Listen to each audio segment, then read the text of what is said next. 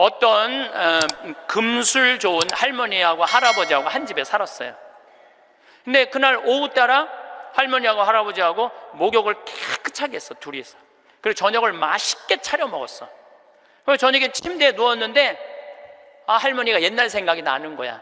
할아버지를 툭툭 치면서, 여보 영감, 이렇게 깨끗이 씻고 맛있게 먹고 이렇게 침대에 누우니까 우리 신혼 생각난다. 당신 생각나? 신혼 때 당신 이렇게 냉랭하지 않았어. 당신 신혼 때 잘 때 내 손 꼭 잡아주던 거 생각나 안 나? 딱 그런 거예요. 할아버지 가만히 생각해보니까 손을 잡아줘야 될 것 같은 거야. 그래서 할머니 손을 싹 잡았어요. 그랬더니 할머니가, 여보 영감, 당신이 내 손 잡아주니까 너무 행복하다. 근데 당신 생각나? 당신 신혼 때 이렇게 내 손 잡는 걸로 끝내지 않았어. 당신 잘 때마다 꼭 내 볼에 뽀뽀해주던 거 생각나 안 나? 딱 그런 거예요. 생각해보니까 뽀뽀도 해줘야 될 것 같은 거야. 그래서 할아버지가 할머니 손을 쫙 잡은 상태에서 고개를 돌려서 뽀뽀를 쭉 해줬어요. 근데 할머니가 너무 여보 영감, 당신이 내 볼에 뽀뽀해주니까 나 새댁된 기분이야. 너무 행복하다. 여보 영감 너무 고마워. 근데 여보 영감, 당신 생각나? 당신 신혼 때 내 볼에 뽀뽀하는 걸로 끝내지 않았어. 당신 그 이로 내기 잘근잘근 애무해주던 거 생각나 안 나? 딱 그런 거예요. 그랬더니 그때서 할아버지가 얼굴이 울그락불그락 하면서 확 이불을 내던지고 나가버린 거예요. 그래갖고 할머니가, 여보 영감 어디가? 문 열고 나가는 할아버지한테. 그랬더니 할아버지가 딱 문지방에 서서 할머니를 딱 째려보고 이렇게 말을 했어요. 기다려, 이빨 갖고 올 테니까. 딱 그랬다는 거 아니에요. 이제 여러분들 노인들은요, 부부밖에 없어요. 정말 부부가 귀하게 여겨야 되는 거예요. 여기 우리 할아버지들 많이 와서 앉아 계신데, 여러분들 오늘 강의 다 까먹어도 좋아. 정말로 다 까먹어. 이것만 안 까먹으면 돼요. 여러분들은 무슨 일이 있어도 할머니보다 하루 먼저 죽어야 돼. 무슨 일이 있어도 누구보다 먼저 죽어? 할머니 죽으려고 그러면 너 죽지 마. 나 죽기 전에 죽지 마. 그리고 먼저 죽어야 돼요. 그러니까 여기 효자 열보다요 악처 하나가 낫다니까요. 효자가 하루 종일 같이 있어줘요? 같이 잠자줘요? 못하는 거예요. 악처가 같이 밥 먹어주고 같이 있는 거예요.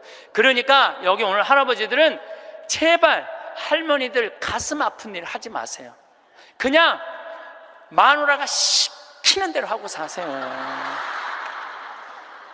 머리 깎으라 그러면 가서 머리 깎고, 목욕하라면 목욕하고, 내복 추우니까 내복 입으라면 내복 입고, 내복 벗으라면 벗고,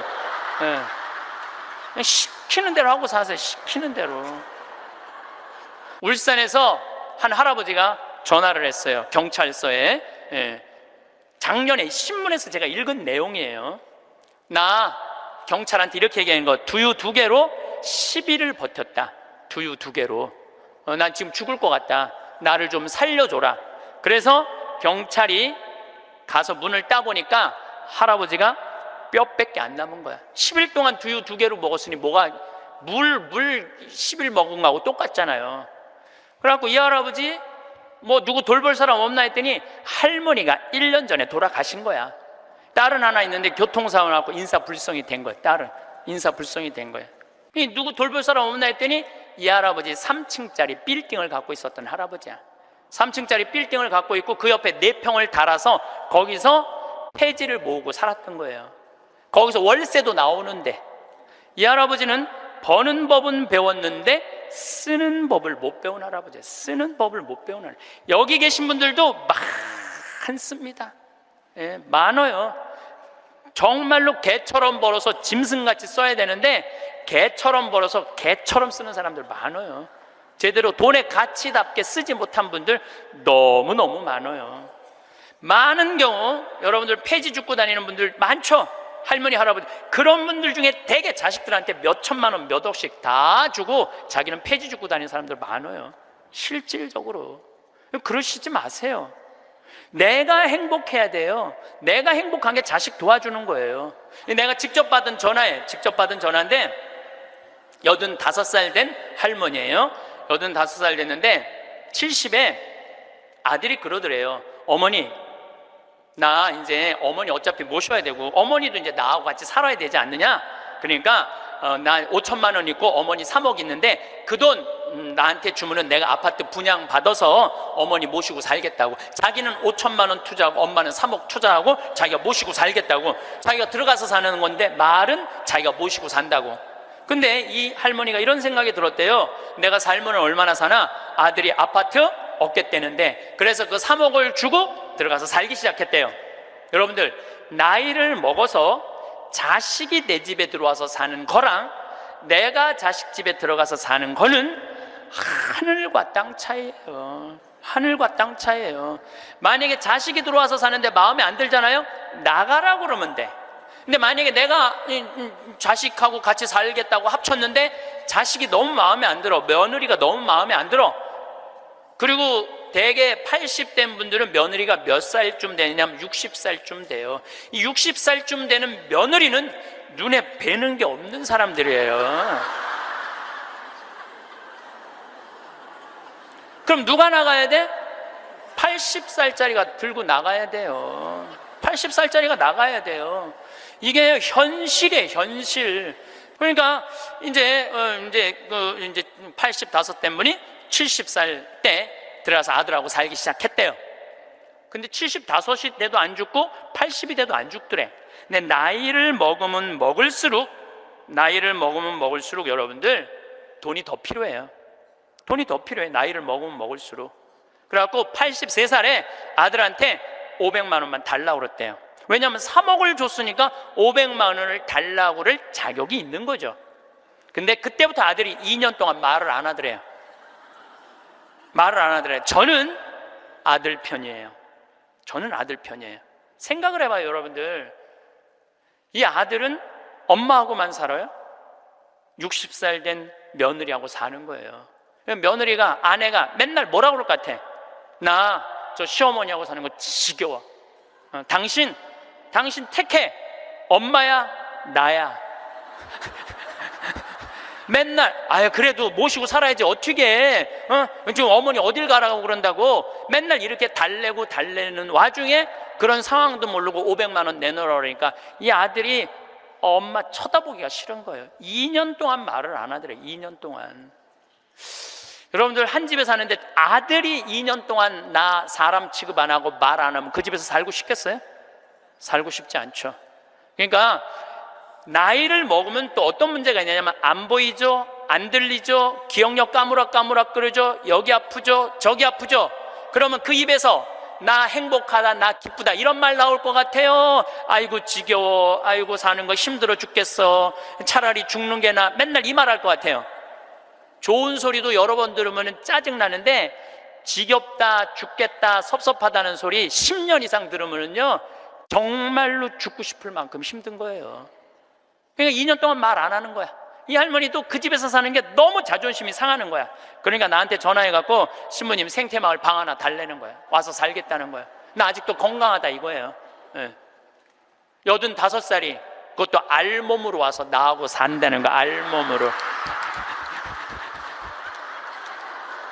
아니 내가 20살이 나하고 와서 산다고 그래도 살까 말까 고민을 지금 해야 될 판국인데 85이 아들한테 3억 다 주고 나한테 와서 알몸으로 살겠다고. 할머니, 우리 생태마을은 피정집입니다. 그래서 할머니 드릴 방이 없습니다. 아니 내가 그 방 많은 거 아는데 왜 방이 그 많은 방이 비느냐 이거예요. 내놓으라는 거예요. 아니, 할머니 죄송하다고, 우리는 피정집이라 내년 지금 10월 달까지 지금 실질적으로 거의 예약이 끝났어요. 할머니 드릴 방이 없어. 죄송해요. 그러니까 아니 방송 보면 우리 노인들 마음을 가장 잘 아는 분이 신부님인데 막상 통화해 보니까 보는 거하고 다르다 이거예요. 방송 보는 거하고. 그래서 이 할머니가 마지막 전화기를 내려놓으면서 나한테 한 방을 먹이더라고. 뭐라고 그러냐면은 전화 막상 해보니까 신부님이나 내 아들이나 다를 바 하나도 없다고, 똑같다고 전화 끊는 거예요. 그러니까 가만히 보니까 만만한 게 나야, 나. 왜냐하면은 저 신부님한테 찾아가면 저 신부님은 나를 받아줄 것 같은 생각이 드는 거지. 그러니까 나한테 70살 넘은 분들이요 전화해갖고요, 신부님 사정 얘기 다 해요. 나 자식들한테 재산 주고 다 줬는데 자식들 박사 사업하고 잘 사는데 나 찾아오지도 않는다고. 그런데 나 너무 멀쩡하다고, 나 아직도 건강하다고, 나 평창에 가고 설거지도 할 수 있고 빨래도 할 수 있고 다 할 수 있다는 거예요. 청소도 할 수 있고. 그래서 나 신부님하고 같이 살고 싶다는 그런 분들 많아. 요즘 나하고 살자는 여자가 너무 많아.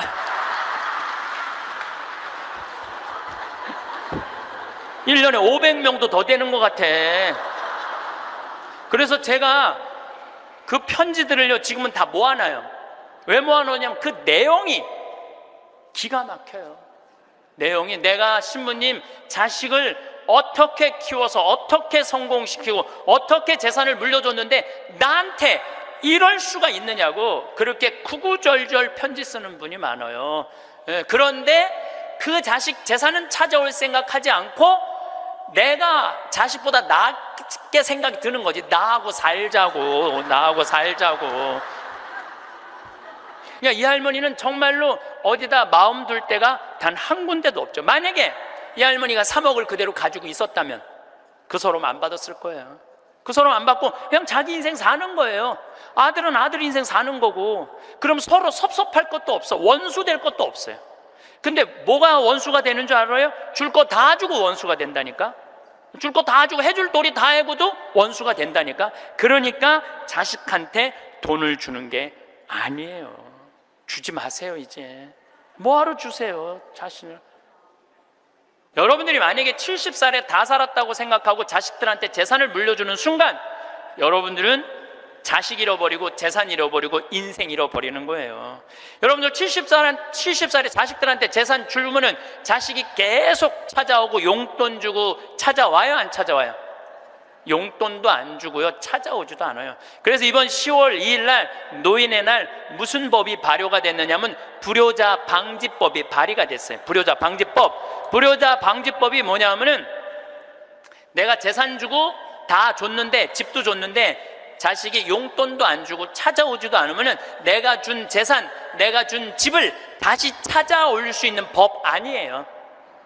그냥 다시 찾아올 수 있는 건, 넌 용돈도 안 주고 나 책임도 안 지니까 원래 내 자산이니까 내 다시 갖고 올게. 그런데 70살이 넘어서 법원에 다시 준 재산 찾아오겠다고 법원에 소송 걸 수 있는 할머니들이 몇 명이나 될 것 같아요? 그냥 참고 사는 거예요. 참고, 속은 새카맣게 참고 사는 거야. 제가 며칠 전에도 들은 얘기예요. 6억을 들고 할머니가 아들 집으로 들어갔대요. 아들 집으로 6억을 들고 들어가든 60억을 들고 들어가든 그건 아무 상관이 없어요. 자식 집에 들어가서 사느냐 안 사느냐, 그게 중요한 거예요. 그런데 6억을 들고 들어갔는데 냉장고에 있는 사과도 마음대로 못 먹겠더라는 거예요. 왜냐하면 이거 혹시 며느리가 손자 주려고 갖다 놓은 거 아닌가. 그래서 전화를 했는데요. 얘야, 나 이거 먹어도 되느냐고.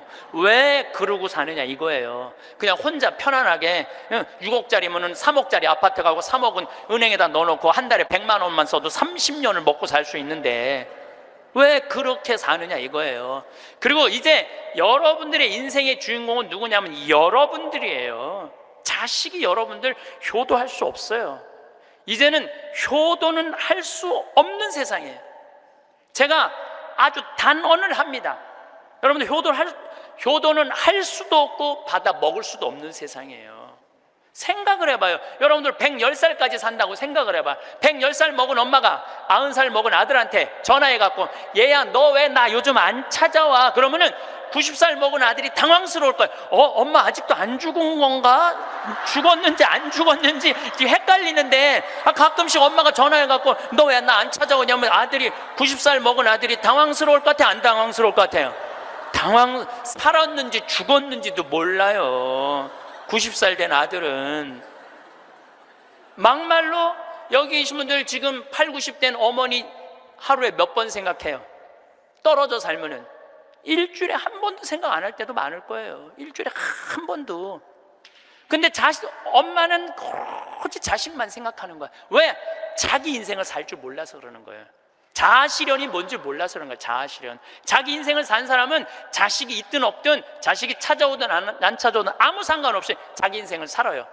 근데 자기의 삶이 없는 사람은 오로지 자식만 쳐다보고 110살 때도 90살 먹은 아들한테 너 왜 나 안 찾아와? 나 너밖에 없는데. 그럼 아들이 엄마가 지금 죽었다가 살아난 건지 살았다가 죽은 건지 이거 헷갈린다니까 아들이. 이제는 효도는 없는 시대, 효도는 없는 시대예요. 이제는 부모 자식 사이에 효도는 없어요. 아까도 말씀드렸지만 사랑밖에 없어요. 사랑만 남는 거예요. 부모 자식이 어렸을 때 얼마나 사랑했느냐 사랑하지 않느냐에 따라서 늙어서 자식이 찾아오느냐 찾아오지 않느냐가 결정되는 거예요. 나는 우리 어머니 아버지를 참 잘 만났어요. 참 좋은 어머니 좋은 아버지. 그 중에 어머니보다는 아버지를 잘 만난 것 같아요. 아버지를 뭐 어머니도 좋지만 아버지는 그거보다 훨씬 좋아요. 훨씬.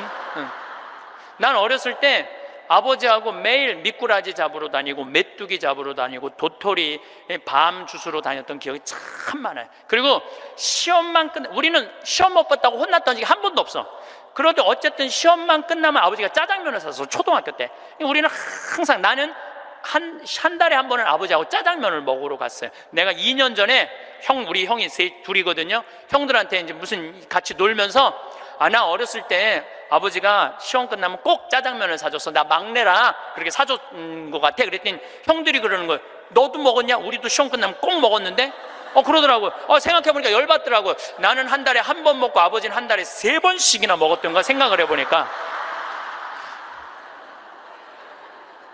그러니까 어렸을 때 미꾸라지도 어떻게 잡았느냐면은 논에 보면 웅덩이 있죠? 옆에 거기 물 다 퍼내. 아버지하고 바가지로 다 퍼내면 그 진흙 안에 미꾸라지 많아. 그럼 그거 탁 잡아다 그 잡는 그 느낌이 얼마나 좋은지 몰라요. 미꾸라지가 진흙을 딱 잡으면은 미꾸라지가 꾸물쭉꾸물쭉하고 막 생기는 거 있잖아요. 우렁도 있고 참 행복한 시절 보냈어요. 그러니까 이제 아버지를 생각하면은 참 마음이 따뜻해요. 아버지를 생각하면. 근데 중학교 3학년 때 내가 옥상에서 밤에 담배를 피고 있는데 어험 소리가 들리더라고. 어험 소리가. 고개를 돌려보니까 아버지 뒷모습이야. 아버지가 내 담배 피는 걸 보고 내려가신 거예요. 너무 미안하더라고요. 왜냐하면 나는 손찌검 한번 하신 적 없는 아버지인데 그 좋은 아버지한테 담배 피는 모습을 중학교 3학년 아들이 보였으니 얼마나 미안해요. 아버지 쳐다보기가 정말로 얼굴을 두를 수가 없었어요. 근데 아버지가 하루가 지나도 말이 없고 이틀이 지나도 말이 없는 거야. 일주일이 지났는데도 말이 없으신 거예요. 그래서 난 이렇게 생각했어요. 깜깜해서 못 보셨나 보다. 이렇게 생각을 했어요. 근데 2주일이 됐는데 2주일째 누나가 나를 부르는 거예요. 막내야. 항상 저를 막내라고 부르거든요. 우리 집에서는. 막내야, 얘기 좀 하자. 그래 얘기해. 그랬더니 너 담배 피니? 그러더라고요. 나 담배 펴. 왜냐하면 그때 제가 중학교 2학년, 3학년, 고등학교 1학년 거의 3년을 학교를 거의 안 다녔거든요. 뭐 여러 가지 몸이 안 좋아갖고 학교 안 다니니까 할 일이 뭐가 있어? 맨날 그냥 담배나 피고 앉아 있는 거죠. 학교 다니면 담배 필 시간 없지만 학교 안 다니니까 담배 필 시간이 얼마나 많아요. 맨날 담배나 피고 있는데 너 담배 피니? 그래서 나 담배 펴. 그랬더니 아버지가 나한테 얘기하더라. 너 건강도 안 좋은데 담배 끊었으면 좋겠다고. 그러니까 우리 아버지는 아들한테 이 얘기를 하고 싶은데 직접적으로 말하면은 서로 간에 충격이 있을 것 같은 생각을 하신 거예요. 그러니까 나하고 제일 친한 누나한테 얘기를 한 거죠. 그래서 아주 정중한 나한테 부탁을 해 오신 거죠. 그때 내가 받은 아버지에 대한 감동은요, 이거는 지금도 나는 아버지가 세상에서 제일 커요. 아버지가 세상에서 제일 큰 분이에요. 내 인생에 있어서. 그러니까 지금도 한 달에 한 번 아버지를 안 보면은 내가 못 견뎌요. 보고 싶어. 막 보고 싶어요. 그래서 나는 요즘은 11월, 12월 내 시간이 하나도 없어요. 아버지 만나러 갈 시간이 없어. 그래도 내일은 내가 수원에 강의가 있거든요. 우리 집이 수원이니까 내가 아침에 나오면서 전화했어요. 아버지 같이 밥 먹자고. 그러니까 아버지하고 밥을 먹고 아버지를 쳐다보고 있으면 내가 행복해. 우리 아버지는 나이가 85살이에요. 나는 해가 가면 갈수록 아버지가 더 좋아요. 해가 가면 갈수록. 나 시간 남은 수원 가서 여자 안 만나요. 아버지 만나지. 근데 아버지가 지난 10월 달에 우리 생태마을에 오셔서 산에 가셔서 산삼을 2뿌리를 캐갖고 오셨어요. 아들 준다고, 나 준다고 2뿌리를 캐갖고 오셨어요. 그런데 그런 거조차도 나는 오랫동안 기억에 남을 거예요. 우리 아버지는 지금 산에 가갖고 바위 틈에 그 꽃을, 산삼 그거를 잎을 보셔갖고 그걸 캐갖고 이 손마디보다 약간 두꺼운 걸 2개를 캐갖고 오셨는데, 지금도 나는 아버지가 90살이 되든 95살이 되든 100살이 되든 아버지를 보고 싶은 마음은 변함이 없을 거라고 생각을 해요. 아버지를 보고 싶은 마음은. 왜냐하면 너무너무 사랑하니까. 앞으로는 여러분들 앞으로 펼쳐질 세상에 여러분들 자식한테 효도해라, 나 찾아와라 이런다고 자식이 찾아올 것 같아? 지금 부모 안 찾아가는 자식이 650만 명 중에 125만 명이 부모 안 찾아가요. 추억이 있어야지. 먹고 마시고 놀았던 기억이 있어야지. 늙은 아버지하고 먹고 마시고 노는 거예요. 성서 잘 묵상해 보세요. 내가 이거 첫째 시간, 이게 6강인데 첫째 시간에 먹고 마시고 노는 일이 얼마나 중요한지 아주 잘 설명을 해놨어요. 여러분들 그걸 한번 보세요. 예수님이야말로 우리를 진정으로 사랑하는 우리 진정한 왕이야.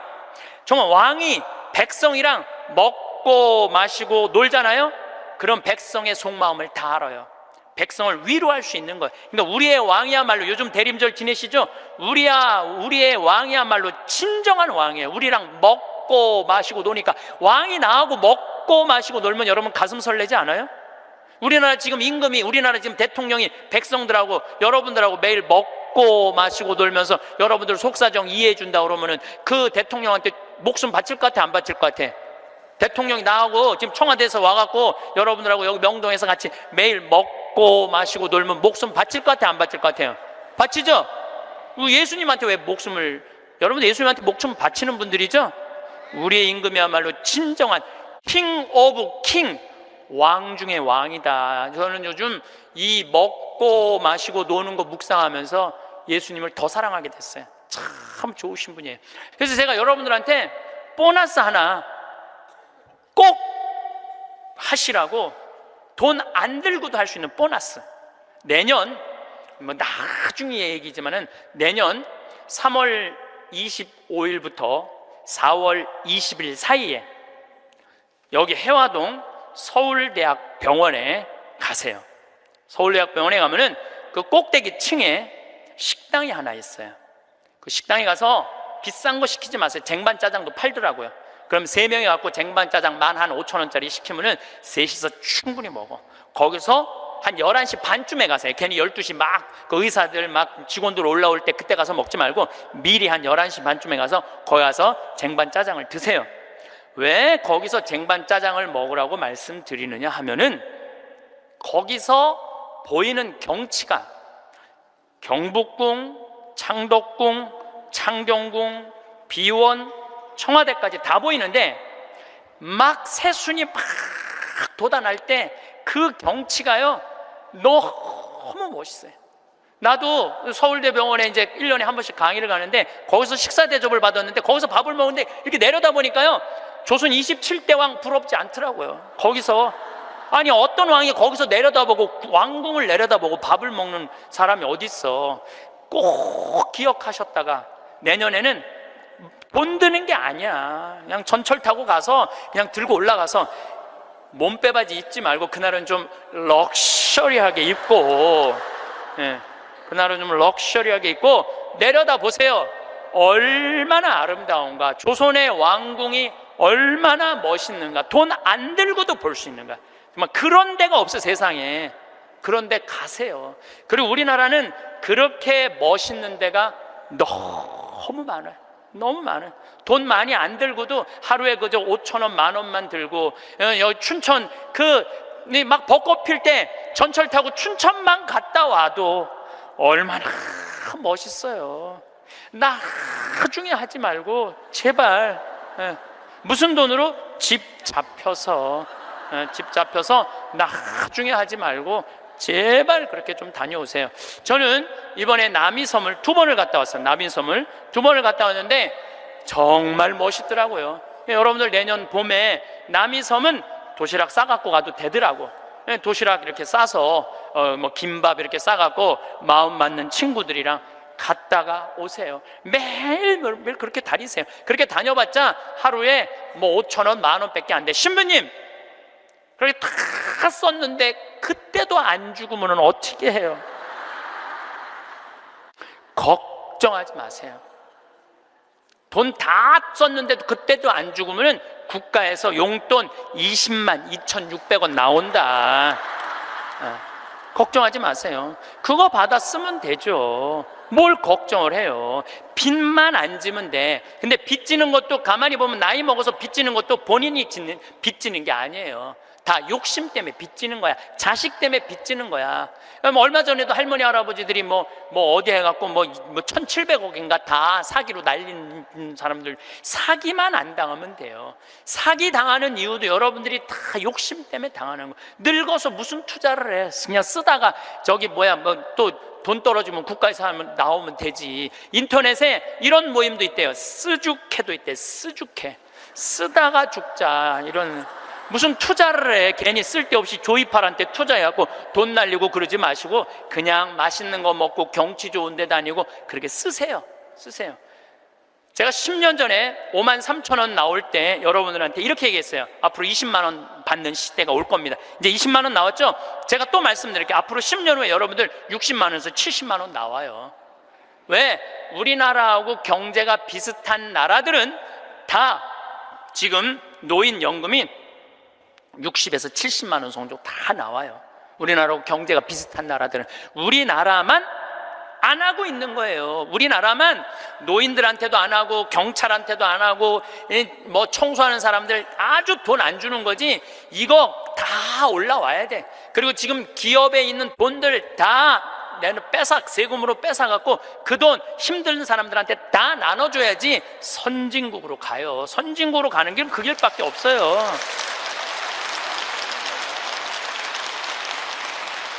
미국은 가보니까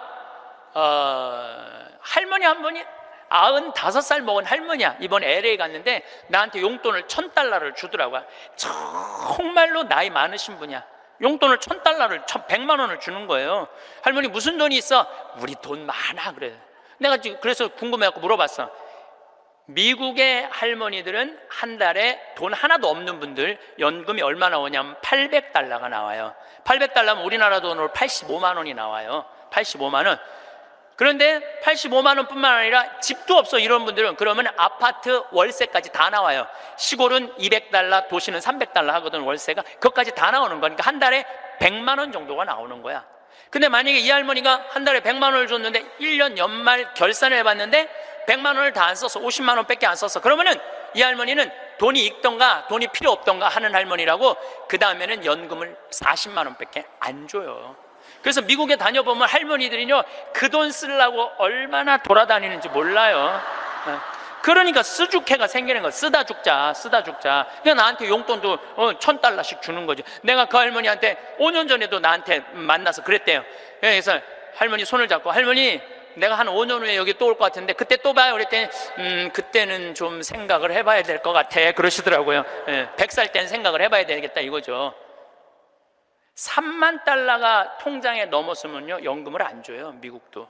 그러니까 자기 통장에 3,000만 원 밑으로 자꾸 만드는 거예요. 쓰라는 거예요. 근데 우리나라도 그렇게 갑니다. 분명히 그렇게 가요. 그리고 우리나라가 부정적인 요소도 많지만은 제 판단에는 앞으로 전 세계에서 가장 발전한 나라 중에 하나예요. 우리나라가. 그러니까 걱정하지 마세요. 예수님이 걱정하지 말라고 해도 뭘 이렇게 쓸데없는 걱정을 많이 하고 그래.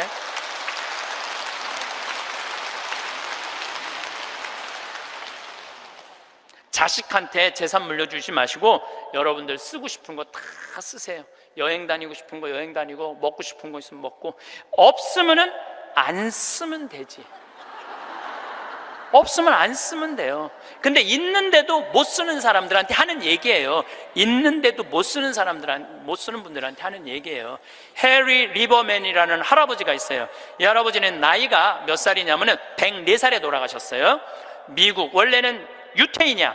폴란드에서 너무너무 가난하게 살다가 어디로 갔느냐면은 미국으로 이민을 갔어. 가갖고 뭐 정말 일을 많이 했어. 제조업도 하고. 근데 이제 77살에 은퇴를 했어요. 돈도 많이 벌고.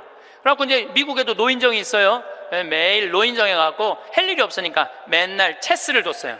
근데 81살에 같이 체스 두던 친구가 아파갖고 안 나왔어. 안 나와갖고 하루 종일 멍 때리고 있는데 거기에 자원봉사자가 할아버지 친구 안 나왔다고 하루 종일 가만히 앉아있지 말고 옆에 화실이 있는데 그 화실에 가서 그림 좀 공부 좀 해보고 그림 좀 그려보라고 그럽니다. 그랬더니 이 할아버지가 이런 말을 해요. 나는 태어나서 지금까지 단 한 번도 붓을 잡은 적이 없다. 먹고 살기 바쁜데 무슨 붓을 그리냐. 물감이 어떻게 생겼는지도 모르고 도화지, 캔버스가 어떻게 생겼는지도 모른다. 근데 내가 무슨 그림을 그리냐. 이 81살 나이에. 그래도 할아버지 한번 가서 구경이나 해보시라고. 그래서 할아버지를 살살 꼬셔서 화실에 갔어요. 근데 이 할아버지가 화실에 가서 붓을 보고 물감을 보고 캔버스를 보는 순간 어떤 생각이 들었느냐면은 어렸을 때 폴란드의 그 아름다운 경치를 그리고 싶었던 거야. 그래서 붓을 들어 그림을 그리기 시작을 했어요. 근데 이 할아버지가 색깔을 조합하고 그림을 그리는데 프랑스의 샤갈이라는 화가보다도 그림을 더 잘 그리는 거야. 그래서 이 할아버지 별명이 미국의 샤갈이에요. 그래서 이 할아버지가 뭐 배울 것도 없어. 기본적인 몇 가지만 하고부터 전시회를 했는데 101살까지 전시회를 해요. 근데 101살까지 전시회를 하는데 나이 먹으면 보통 전시회하면은 동네에서 그런 식으로 하잖아요. 근데 이 할아버지는 그런 전시회가 아니야. 그런 전시회가 아니라 어떤 전시회냐면 미국의 모든 미술관이 와서 이 할아버지 그림을 소장하고 싶어서 경매를 할 정도로 유명한 전시회를 해요. 101살 때 20일에 전시회를 할 때 기자 400명이 모였대요. 기자들이 물어봤대요. 할아버지한테 할아버지 어떻게 이렇게 20일에 걸쳐서 이 세계적인 그림을 그릴 수 있느냐고. 할아버지 대단하다고. 그랬더니 이 해리 리버맨이라는 할아버지가 이런 말을 해요. 나는 내 그림이 유명한지 안 유명한지 난 잘 모르겠다. 근데 나는 81살부터 101살까지 내 인생은 가장 찬란하고 가장 행복했다. 내가 이렇게 그림을 그리면서 내 101살까지 살 수 있었던 것은 내 인생의 최대의 축복이다. 그리고 이 할아버지는 104살에 세상을 떠나세요. 여기 계신 모든 분들 지금 안에 재능이 있을 것 같아요? 없을 것 같아요? 재능이 있어요. 지금 60, 70, 80 되신 분들도 재능이 다 있으세요. 오늘 아침에 잠깐 보니까 할머니들이 시집도 냈던데 이 한글 배워갖고 시집도 냈어요. 그런데 참 내가 보기에는 그분들 대단한 분들이에요. 뭔가를 나이를 먹어도 77살에 시금치네라는 시를 썼는데 참 멋있더라고요. 여기 계신 여러분들도 지금 안에 다 있어요. 다 있으니까 난 다 살았다, 죽을 날만 기다린다, 제발 이러지 마세요. 또 나중에 할 생각도 하지 말고 언제 해? 지금 하세요. 지금 책도 사서 읽고 글도 쓰고. 저는 문인 등단하고 이번엔 펜팔 회원이 됐어요. 글 쓰는 펜팔 회원이 됐어요. 너무너무 재밌어요. 글 쓴다는 게. 그 펜팔, 내 국제 펜팔 회원이 된 이유는 그 펜팔 회에는 되게 노벨상 받은 사람을 초대해서 강의를 들어요. 그런 강의를 듣고 싶어서 내가 회원 거기 심사해 해갖고 통과가 돼갖고 했는데 정말 저도 나이를 먹었고 글 공부를 하면서 하루하루가 너무너무 신이 나는 거예요. 여러분들도 사는 것처럼 사세요. 제발 자식들한테 전화하고 그러지 말고, 그것도 110살에 전화해갖고 너 왜 나 안 찾아오냐 이러지 마시고 여러분들의 인생을 사시기를 바라겠습니다. 어느 95살 되신 분의 회한을 적은 내용입니다. 어느 95세의 어른의 수기. 나는 젊었을 때 정말 열심히 일했습니다. 그 결과 나는 실력을 인정받았고 존경을 받았습니다. 그 덕에 65세 때 당당한 은퇴를 할 수 있었죠. 그런 내가 30년 후인 95살 생일 때 얼마나 후회의 눈물을 흘렸는지 모릅니다. 내 65년의 생애는 자랑스럽고 떳떳했지만 이후 30년의 삶은 부끄럽고 후회되고 비통한 삶이었습니다. 나는 퇴직 후 이제 다 살았다. 남은 인생은 그냥 덤이다 라는 생각으로 그저 고통 없이 죽기만을 기다렸습니다. 덧없고 희망이 없는 삶, 그런 삶을 무려 30년이나 살았습니다. 30년의 시간은 지금 내 나이 95세로 보면 3분의 1에 해당하는 기나긴 시간입니다. 만일 내가 퇴직할 때 앞으로 30년을 더 살 수 있다고 생각했다면 난 정말 그렇게 살지는 않았을 것입니다. 그때 나 스스로가 늙었다고, 뭔가를 시작하기에는 늦었다고 생각했던 것이 큰 잘못이었습니다. 나는 지금 95살이지만 정신이 또렷합니다. 앞으로 10년, 20년을 더 살지 모릅니다. 이제 나는 하고 싶었던 어학 공부를 시작하려 합니다. 그 이유는 단 한 가지, 10년 후에 맞이하게 될 105번째 생일날 95살 때 왜 아무것도 시작하지 않았는지 후회하지 않기 위해서입니다. 우리가 죽는 날만 기다리는 사람은 사는 게 재미가 하나도 없어요. 죽는 날만 기다리는 사람은. 근데 이분은 65살에 은퇴하고 나는 죽는 날을 이제 죽을 거야. 그리고 몇 년 동안 죽는 날을 기다렸느냐면 30년 동안 죽는 날을 기다린 거야. 95살까지. 그러니까 30년 동안 돌아보니까 그 30년이 너무나 멀쩡했거든. 그 너무 아까워, 30년이. 내가 죽는 날만 기다리지 말고 65살서부터 95살 때까지 정말로 먹고 마시고 놀았다면 얼마나 행복했겠어요. 근데 이분은 그러지 못했던 거예요. 늘 드리는 말씀이지만 이제 60 되신 분들은 100살까지 삽니다. 60 되신 분들은 40년 남았어요. 50 되신 분들은 110살 삽니다. 내가 51인데 내가 몇 년 남았느냐면 59년 남았어요. 내가 59년. 이제까지 산 것도 아니에요. 40살들은 120살까지 살 겁니다. 그제 여러분들 먹는 당뇨병 안에, 그 약 안에 기가 막힌 좋은 물질이 있대요. 당뇨병 안에. 그래서 그 약을 잘만 이제 컨트롤하면, 그 약을 잘 먹으면 120살까지 사는데 별 문제가 없다는 거예요. 러시아에서는 노화 물질을 느리게 하는 약을 개발해 낸 거예요. 그래서 이 약을 먹으면 70살이 돼도 안 늙는 거야. 70살이 돼도 20살 같이 몸매가 좋고 피부도 좋다는 거예요. 이제 이 약을 먹기 시작하면은, 제가 아까 말씀드렸듯이 세상은 완전히 새로운 세상이 펼쳐지고 있는 거예요. 그래서 미래 학자들이 앞으로는 애를 몇 살에 낳는 게 가장 합리적이냐 하면은 70살에 낳는 게 가장 합리적이라는 거예요. 70살에 애를 낳는 게. 그런데 저는 여기에 전적으로 동의합니다. 여기 지금 70, 80 되신 분들 다 20살에 시집 가셔서 애 낳고 살았을 거예요. 그럼 생각을 해봐요. 20살에 애 낳고 행복한 거냐? 애 한 살 때 행복하고 그 다음부터 자식 때문에 평생 속 새까맣게 끓고 사는 거예요.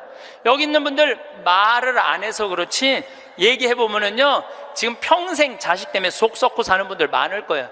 생각을 해봐요. 내가 100살까지 살면은 20살서부터 100살까지 80년 동안 자식 때문에 속 썩고 사는 게 나아요? 아니면은 늙음하게 70에 나가고 한 30년 보다가 죽는 게 나아요? 어느 게 나아요? 어느 게 나아요? 늙음하게 자식 보다가 죽는 게 훨씬 나은 거예요.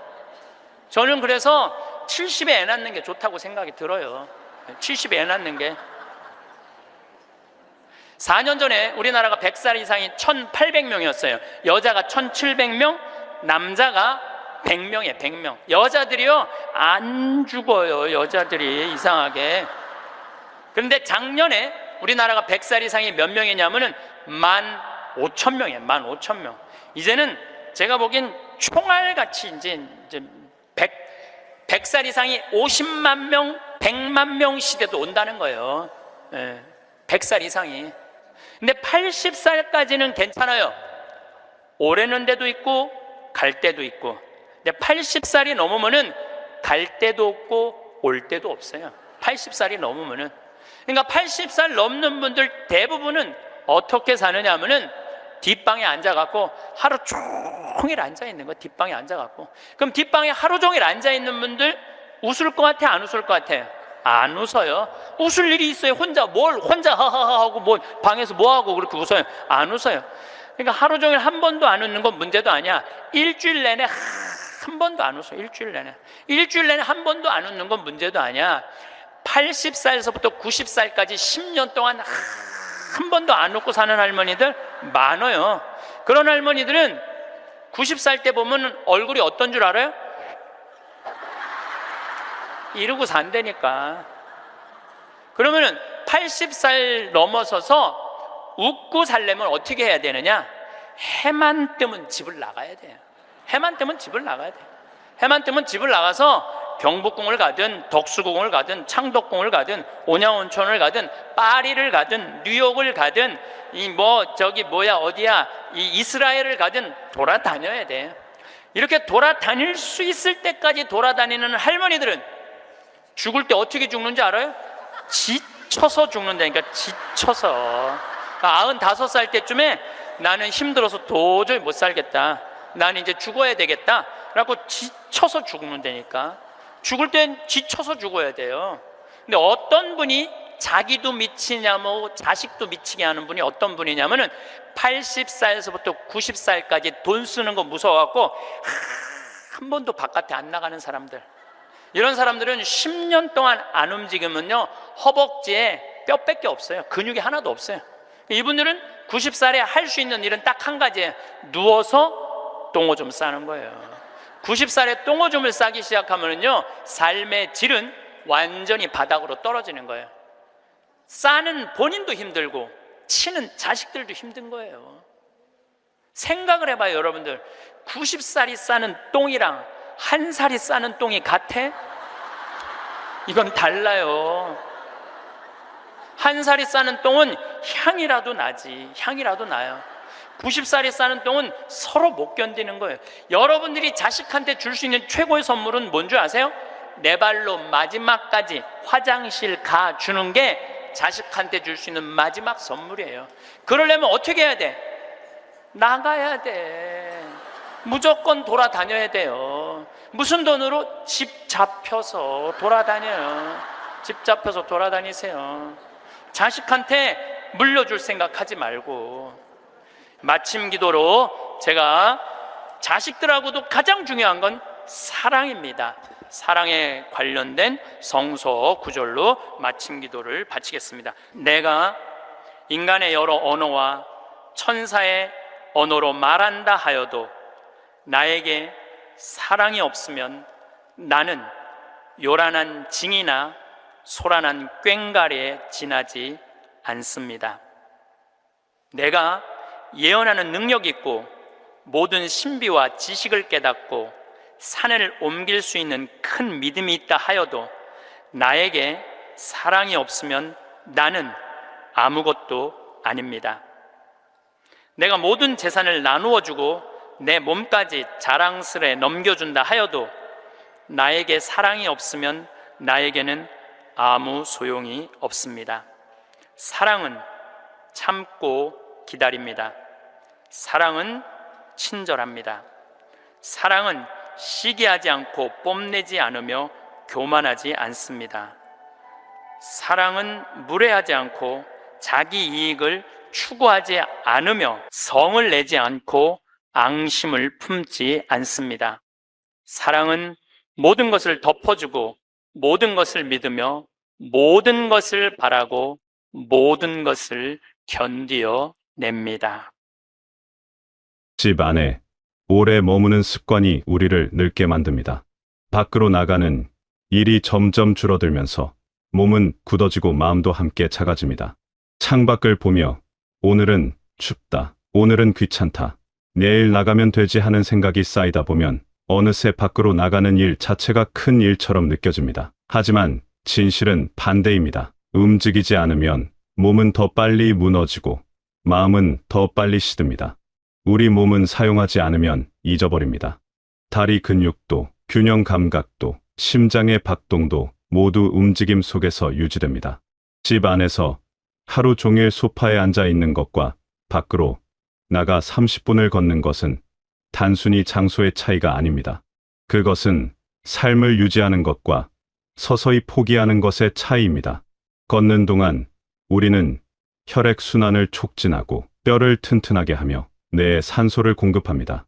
무엇보다 밖으로 나가는 행위 자체가 살아있음을 확인하는 의식입니다. 밖으로 나가면 세상이 보입니다. 계절이 바뀌는 모습, 나무의 색깔, 사람들의 표정, 거리의 소리, 이 모든 것들이 우리에게 말을 겁니다. 여러분은 혼자가 아니라고, 세상은 여전히 돌아가고 있다고, 여러분도 그 일부라고 말입니다. 집 안에만 있으면 세상은 텔레비전 화면 속으로 축소됩니다. 뉴스는 자극적이고 드라마는 허구이며 광고는 불안을 팝니다. 하지만 직접 밖으로 나가보는 세상은 다릅니다. 진짜이고 생생하며 여러분을 살아있게 만듭니다. 걷는다는 것은 단순한 운동이 아닙니다. 그것은 삶에 대한 태도입니다. 오늘도 나는 움직일 수 있다. 나는 아직 살아있다. 나는 포기하지 않았다는 선언입니다. 매일 조금씩이라도 밖으로 나가는 사람과 그렇지 않은 사람의 차이는 시간이 지날수록 명확해집니다. 한 사람은 점점 더 활력을 잃고 세상으로부터 멀어지지만 다른 사람은 비록 속도는 느리더라도 여전히 세상과 연결되어 있습니다. 움직임은 희망입니다. 멈춤은 포기입니다. 정신, 건강도 마찬가지입니다. 집 안에만 있으면 생각이 자꾸 안으로만 향합니다. 걱정, 불안, 이런 감정들은 갇힌 공간에서 더 크게 자랍니다.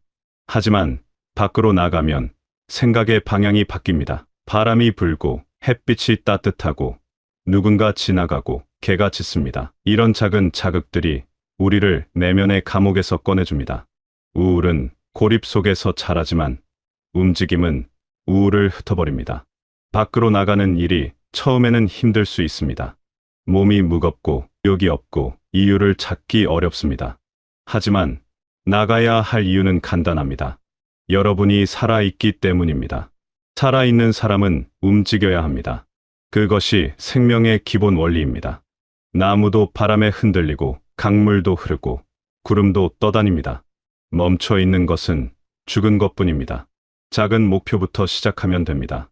매일 집 앞까지만 나가보는 것, 우편함을 확인하러 가는 것, 근처 공원을 한 바퀴 도는 것, 거창할 필요가 없습니다. 중요한 것은 밖으로 나가는 습관을 만드는 것입니다. 습관이 되면 그것은 더 이상 힘든 일이 아니라 하루의 일부가 됩니다. 아침에 세수를 하듯 밥을 먹듯 밖으로 나가는 것이 자연스러워집니다. 밖으로 나가는 것은 여러분 자신을 위한 가장 기본적인 돌봄입니다.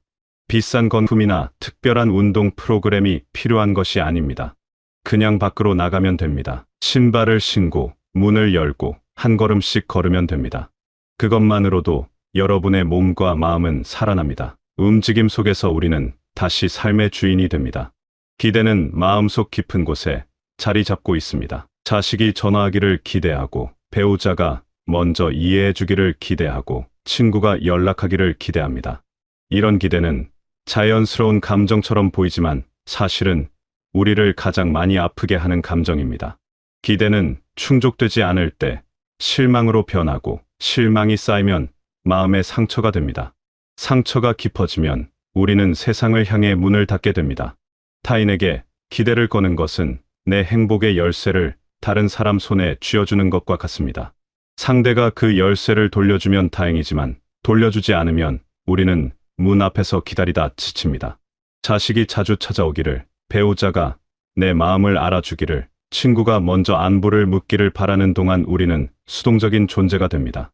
누군가의 행동을 기다리며 하루하루를 보내는 삶은 내 것이 아닙니다. 기대를 내려놓는다는 것은 냉정해지는 것이 아닙니다. 오히려 현실을 있는 그대로 받아들이는 지혜입니다. 사람들은 각자의 삶을 살고 있습니다. 자식에게도 자식의 일이 있고, 배우자에게도 배우자의 생각이 있고, 친구에게도 친구의 사정이 있습니다. 그들이 내 기대대로 움직이지 않는다고 해서 나를 사랑하지 않는 것이 아닙니다. 단지 그들도 바쁘고 지치고 각자의 방식으로 살아가고 있을 뿐입니다.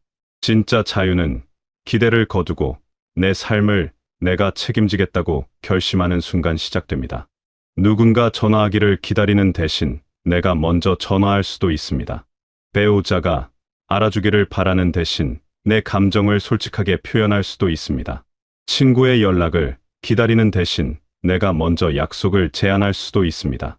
주도권을 되찾는 순간 우리는 더 이상 기다리는 사람이 아니라 행동하는 사람이 됩니다. 행복은 누군가 가져다 주는 것이 아니라 내가 만드는 것입니다. 평생 모은 돈이 통장에 쌓여 있습니다.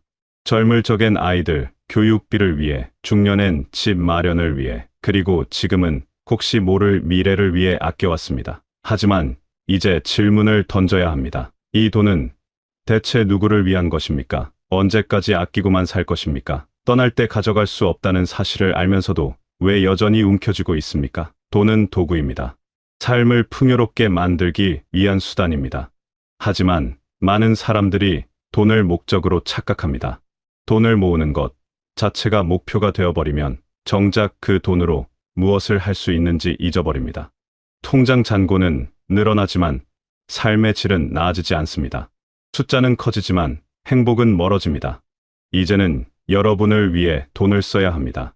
가고 싶었던 곳에 가고, 먹고 싶었던 것을 먹고, 하고 싶었던 일을 하는 것. 이것이 낭비가 아니라 제대로 된 사용입니다. 여행을 가면 새로운 풍경이 마음을 환기시켜주고, 맛있는 음식은 미각을 깨우며, 취미 활동은 삶에 활력을 불어넣습니다. 이런 경험들은 돈으로 살 수 있는 가장 가치 있는 것들입니다. 건강에 투자하는 것도 중요합니다. 정기 검진, 필요한 치료, 보조기구, 편안한 신발, 좋은 침대, 이런 것들은 사치가 아니라 필수입니다. 건강한 몸으로 하루를 보내는 것과 불편한 몸으로 하루를 견디는 것은 완전히 다른 삶입니다. 돈을 아끼다가 건강을 잃으면 나중에 훨씬 더 많은 돈이 들어갑니다. 예방이 치료보다 낫고 편안함이 참음보다 낫습니다. 친구를 만나는 때도 돈을 쓸 가치가 있습니다. 함께 식사하고 차를 마시고 가벼운 여행을 떠나는 것. 이런 시간들이 관계를 유지하고 외로움을 막아줍니다. 혼자 집에 앉아 돈을 아끼는 것보다 친구와 함께 웃으며 돈을 쓰는 것이 훨씬 더 가치 있습니다. 인간관계는 돈으로 살 수 없지만 관계를 유지하는 데는 돈이 필요합니다. 자식에게 물려줄 생각만 하지 마십시오. 물론 자식을 사랑하는 마음은 이해합니다. 하지만 여러분이 불편하게 살면서까지 모은 돈을 물려받은 자식이 과연 행복할까요? 차라리 여러분이 그 돈으로 행복하게 사는 모습을 보여주는 것이 더 큰 유산입니다. 건강하고 활력 있게 사는 모습, 자기 인생을 즐기는 모습, 그것이 자식에게 줄 수 있는 가장 좋은 본보기입니다. 돈을 쓴다는 것은 삶을 긍정하는 행위입니다. 나는 아직 살아있고, 나는 행복할 자격이 있고, 나는 내 삶을 누릴 권리가 있다는 선언입니다. 통장에 쌓인 숫자는 죽어있는 돈이지만 여러분의 경험과 건강과 관계에 쓰인 돈은 살아있는 돈입니다. 살아있는 돈은 여러분을 살아있게 만듭니다. 삶은 선택의 연속입니다. 매일 아침 눈을 뜨면 선택해야 합니다. 오늘 집에만 있을 것인가, 밖으로 나갈 것인가, 타인의 행동을 기대하며 기다릴 것인가, 내 삶을 주도적으로 살 것인가, 돈을 움켜쥐고 있을 것인가, 나를 위해 쓸 것인가. 이 선택들이 모여서 하루가 되고 하루가 모여서 인생이 됩니다. 움직이는 삶과 멈춰 있는 삶의 차이는 시간이 지날수록 극명해집니다. 처음에는 작은 차이처럼 보입니다. 오늘 하루 밖에 나가지 않는다고 해서 당장 큰 문제가 생기지는 않습니다. 하지만 그것이 한 달, 6달, 1년이 되면 몸은 변합니다. 근육이 줄고 균형감이 떨어지고 의욕이 사라집니다. 반대로 매일 조금씩이라도 움직이는 사람은 시간이 지나도 활력을 유지합니다. 느리더라도 걷고 약하더라도 움직이고 힘들더라도 나가는 습관이 삶을 지켜줍니다. 기대를 내려놓는 것도 연습입니다. 오랫동안 타인에게 의지하며 살아온 사람에게 갑자기 독립하라고 하면 막막합니다. 하지만 작은 것부터 시작하면 됩니다. 오늘 하루는 누군가의 전화를 기다리지 않기, 대우자가 먼저 말을 걸어주기를 바라지 않고 내가 먼저 대화 시작하기, 자식의 방문을 기다리지 않고 내가 할 수 있는 일에 집중하기. 이런 작은 변화들이 쌓이면 마음의 중심이 바뀝니다. 타인에게 있던 무게 중심이 나에게로 옮겨옵니다. 돈을 쓰는 것도 연습이 필요합니다. 평생 아끼며 살아온 사람에게 갑자기 돈을 쓰라고 하면 죄책감이 듭니다. 하지만 죄책감을 느낄 이유가 없습니다. 여러분이 번 돈이고 여러분이 모은 돈입니다. 그것을 여러분을 위해 쓰는 것은 당연한 권리입니다. 작은 것부터 시작하십시오. 평소보다 조금 더 좋은 과일을 사보고, 가고 싶었던 가까운 곳에 다녀오고, 오래 쓰던 물건을 새 것으로 바꿔보십시오. 이런 경험들이 쌓이면 돈을 쓰는 것에 대한 두려움이 줄어들고 삶의 질이 올라갑니다. 중요한 것은 오늘입니다. 내일은 약속되지 않았습니다. 다음 주, 다음 달, 내년은 더욱 불확실합니다. 우리에게 확실한 것은 오직 오늘뿐입니다. 그렇다면 오늘을 어떻게 보낼 것인가가 가장 중요한 질문입니다. 오늘 하루를 집 안에서 기대하고 아끼며 보낼 것인가? 아니면 밖으로 나가고 행동하고 나를 위해 쓰며 보낼 것인가? 삶은 멈춘 만큼 늙고 움직인 만큼 젊어진다는 말은 비유가 아니라 사실입니다. 의학적으로도 증명된 사실입니다. 움직이는 사람의 세포는 활발하게 재생되고 멈춰 있는 사람의 세포는 빠르게 노화됩니다. 심리적으로도 마찬가지입니다. 능동적으로 사는 사람의 정신은 밝고 활기차지만 수동적으로 사는 사람의 정신은 어둡고 무기력합니다. 나이는 숫자일 뿐입니다. 진짜 나이는 여러분이 얼마나 움직이고 있는가로 결정됩니다. 인생 후반전을 바꾸는 것은 거창한 결심이 아니라 작은 실천입니다. 오늘 10분만 더 걸어보는 것, 오늘 하루는 누군가를 기다리지 않고 내가 먼저 움직여보는 것, 오늘 나를 위해 작은 선물을 사보는 것.